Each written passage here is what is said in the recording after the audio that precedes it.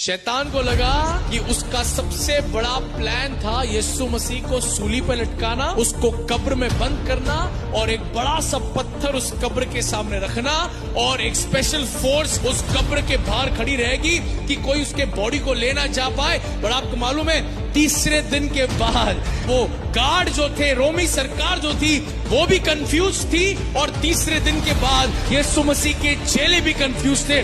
दोनों को नहीं मालूम था यीशु मसीह कहां चला गया। यहां तक कि लिखा है वो दोनों दौड़ती हुई उसके कब्र के पास आई और वो रोने लगी कि मेरे यीशु मसीह को कौन चुरा ले गया। और पीछे से एक आवाज आई, वो मनुष्य नहीं था बट बाइबल कहती है वो परमेश्वर का फरिश्ता था। और फरिश्ते ने कहा कि तुम क्यों जिंदों को मुर्दों की जमीन में ढूंढते हो, क्योंकि जिस यीशु मसीह को तुम ढूंढते हो वो मरा हुआ नहीं है, वो जीवित उठा है। Jesus is alive, hallelujah, Jesus is alive.